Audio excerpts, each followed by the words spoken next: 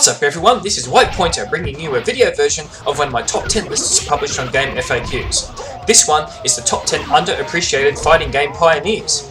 If you'd prefer to read this list rather than watch it, the link to the written version is in the description.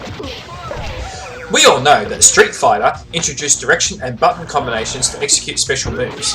We know that Mortal Kombat introduced fatalities. We know that Killer Instinct introduced combo breakers. We know that Samurai Showdown introduced weapons-based fighting. These are the well-known contributors that laid the foundation of many of the fighting game mechanics and features we see today, but they were not the only games to contribute to the evolution of the genre. This list is dedicated to the fighting game pioneers that many might have forgotten about, or may not have known to have existed in the first place. The games that are usually not credited for pioneering certain features or mechanics. The games that occupy perhaps just an obscure part of video game history. Maybe you've heard of these games, but never realised that they innovated in the way they did. Maybe you've never heard of some of these before. Maybe you've heard about or played these games in the past, but have forgotten about them. Maybe you're fully aware of these games, have fond memories of playing them to death, and never forgot about them or their contributions to the genre. Whatever the case may be, I hope you find this list an informative and entertaining watch. I want to be clear, the purpose of this list is not to just give you 10 obscure fighting games you possibly haven't heard of. You'll notice some of these entries are indeed popular, well-known games. Instead, the purpose of this list is to bring to your attention mechanics and features that were in these games that are not popularly acknowledged as where they originated from. Let's get started!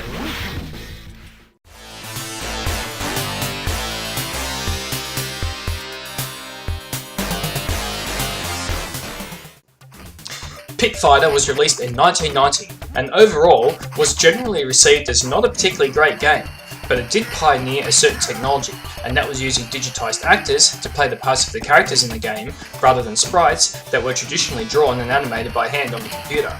There were only 3 playable characters in the game, but all of the non-playable AI characters were also digitized. Pit Fighter wasn't actually the first video game to use the technique, but it was the first fighting game to do so, and it spawned many copycat games, many of them pretty bad, that tried to take advantage of the craze. Mortal Kombat obviously being the most successful. Bizarrely, we even saw Capcom use the technique in Street Fighter the movie The Game. The less said about that game, the better though, I think. Pit Fighter also made use of some other interesting mechanics. Weapons could be picked up and used during a fight, such as knives, sticks, bar stools, and even motorbikes, and the fighters were surrounded by a crowd that also periodically interfered with the bout, such as pushing a fighter back into the ring if they got too close, or even sometimes walking out and trying to stab them with a knife. Both of these features have been utilised by other games over the years, the latter usually taking the form of certain areas of the arenas being interactable in some way.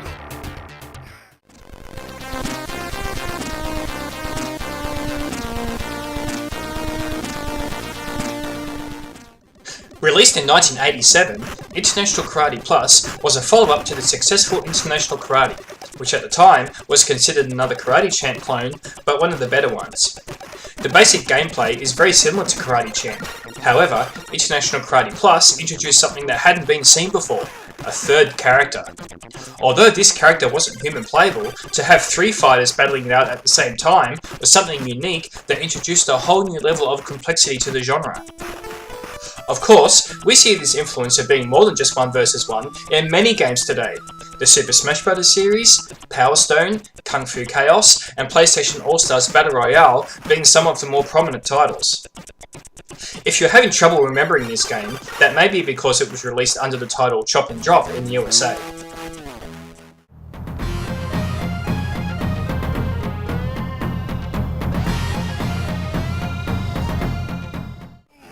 So you see Mortal Kombat on this list, and you might immediately think, well, he's going to talk about the fatalities and gore, isn't he? Well, actually no, I'm not. Remember that this is a list of underappreciated game features, and Mortal Kombat's fatalities and gore definitely do not fit that criteria. Instead, I'm going to talk about an often overlooked feature of the game, and that's the character of Reptile. Reptile was a hidden character in the original Mortal Kombat that was first unleashed in arcades in 1992. He was not playable by a human, but the player could face him if certain conditions were met within the game. And this green-clad ninja, who in the original Mortal Kombat was simply a combination of Scorpion and Sub-Zero that moved faster than normal, he wouldn't get his own moveset until he was a playable character in Mortal Kombat 2, was the very first hidden character in a fighting game. The Mortal Kombat series itself continued the tradition of hiding characters in virtually every entry in the series. But it's not just Mortal Kombat where we see this legacy.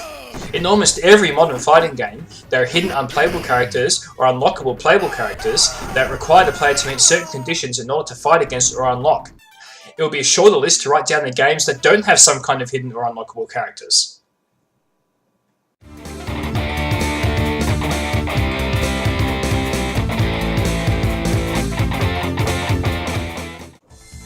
Virtua Fighter is obviously credited as being the very first 3D fighting game, as it was released in the arcades in 1993. As such, that's not actually what I'm going to be talking about in regards to this game, because being 3D is not an underappreciated feature of the game. So what am I going to be talking about then? An often overlooked feature of Virtua Fighter is that it was the first fighting game to have ring outs. You could beat your opponent by depleting their health the normal way, or you could do it by forcing them out of the playing area. When you look at the list of fighting games since then that have incorporated some kind of ring out system, you can see that this one particular feature has had a profound legacy in the genre. Obviously, the Virtua Fighter series itself has continued the tradition, but we see it also in games like the Soul Calibur series, the 3D Mortal Kombat games, the Def Jam series, and the Battle Arena to Shinden series. Most notably, perhaps, is the Super Smash Bros. Series, and rivals of Aether that was inspired by it, which does away with health bars, and the only way to KO an opponent is by a ring out.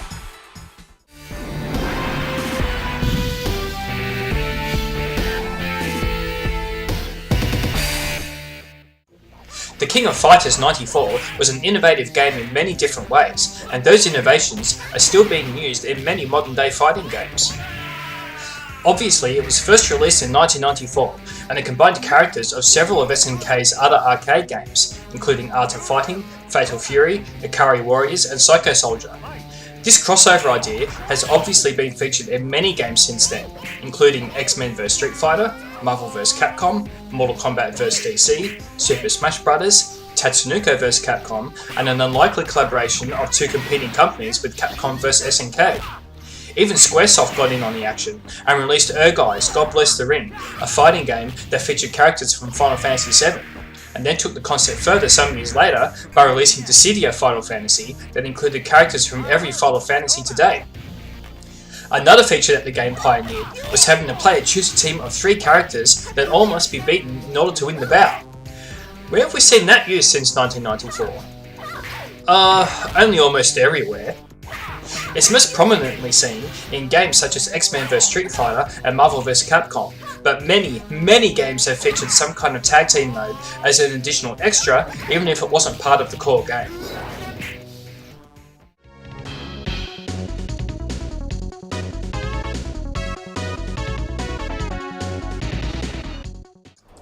Teenage Mutant Ninja Turtles Tournament Fighters was a bit of an odd case, as 3 distinctly different versions of the game were released for 3 different platforms.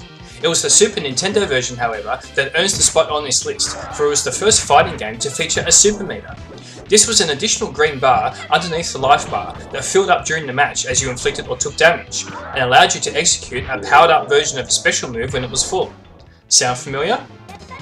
Most people probably believe the game to pioneer the Super Meter was Super Street Fighter 2 Turbo, but this actually isn't the case, as Teenage Mutant Ninja Turtles Tournament Fighters was released a year earlier in 1993 and did it first. And of course, it's not hard to see the influence this has left behind, as almost every modern fighting game has implemented a Super Meter of some description, sometimes called an EX or Revenge Meter. Sometimes there's more than one meter that do different things once full. Sometimes the super meter consists of different levels that build up that allow you to gradually execute more powerful attacks. Sometimes they build up in different ways. Different games tend to implement it differently, but the concept itself can be traced back to this game. Some of the game series to have included some kind of super meter include Street Fighter, Mortal Kombat, The King of Fighters, Killer Instinct, Guilty Gear, Soul Calibur, Marvel vs Capcom, BlazBlue, Skullgirls, Dragon Ball Z Budokai, Melty Blood, the list goes on and on. Now, some of you might be thinking, hey, where's Art of Fighting? The reason I didn't include Art of Fighting is that the Spirit Meter in that game worked differently to the Super Meter that would become the more popular standard. The Spirit Meter would start full and deplete as the match went on, which made your attacks progressively weaker. The super moves that game executed were also obtained by completing bonus rounds. They were not obtained by filling some kind of gauge during normal matches. It's the super meter that would become the standard in fighting games. That's why Teenage Mutant Ninja Turtles Tournament Fighters made the list and Art of Fighting didn't.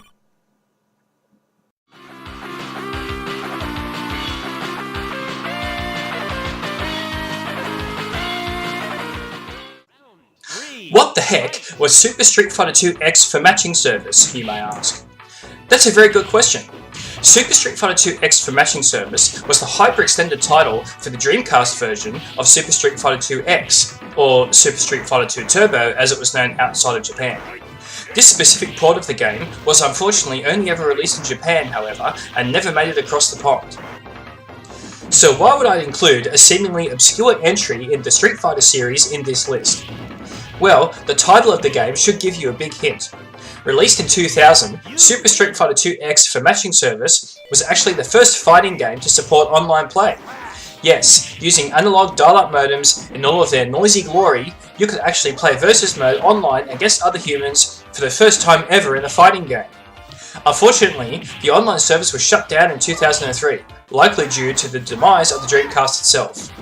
Online play itself, however, is heavily featured in every modern fighting game nowadays, so the game left its mark on the genre, and perhaps is one of the most important features in modern day fighting games, considering the arcade scene is basically no longer relevant. While we are on the topic of first fighting game with online play though, an honourable mention goes to Mortal Kombat Deception, released in 2004 for the original Xbox and PlayStation 2.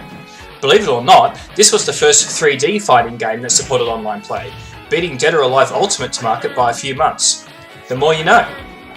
Another honourable mention in this category is Capcom vs SNK 2 EO, released for the original Xbox and GameCube in 2003, which was the first 2D fighter to feature online play that actually made it outside of Japan. Some of the more astute of you may have noticed I didn't mention the X-Band modem, or even more specifically, the game Weapon Lord. The X-Band was a special modem released in 1994 for the Super Nintendo and the Mega Drive that allowed some games, such as Mortal Kombat, Killer Instinct and Street Fighter, to be played online. However, it did this by essentially hacking into the games, and was not an officially endorsed product by Capcom or Midway. The one exception to this was Weapon Lord, a game released in 1995, which was optimized for use with the X-Band. The game was optimized by not requiring the X-Band to hack the cartridge, and several game design decisions were made to account for lag. While it was groundbreaking at the time, in my opinion, this still doesn't count as having online play built in, because the game itself contained no network code.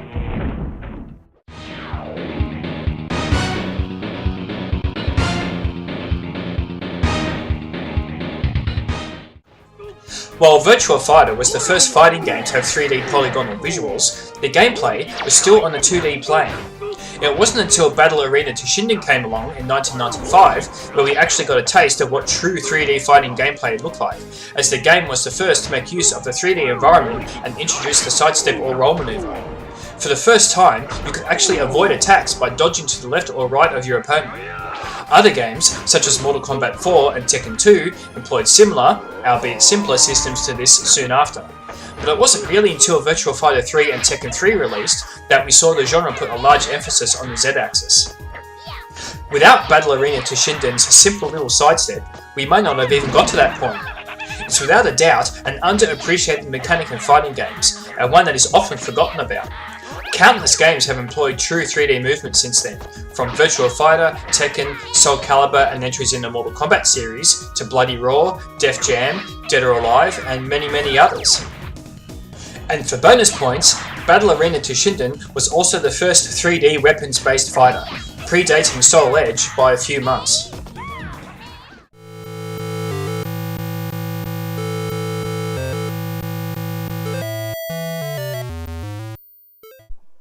The original Street Fighter is often credited as the game that started the whole 1 vs 1 fighting game thing, but that's actually not the case. The game that started it all was a game released in the arcades way back in 1984 called Karate Champ. It was what would become the standard in fighting games. 1 vs 1, best of 3 rounds. The rounds however ended as soon as a hit was landed, as there were no health bars. It even featured bonus training stages in between the normal fights, which definitely influenced the bonus stages in games like the Street Fighter series down the line. Something that was also uncommon back then was that it featured digital synthesized voice, so the game would announce begin before the round started, and winner when it ended, much like how the majority of fighting games still do to this day. Karate Champ, along with games released soon after it, such as YR Kung Fu and Way of the Exploding Fist, would be considered the grandfathers of 1 vs 1 fighting games as we know them.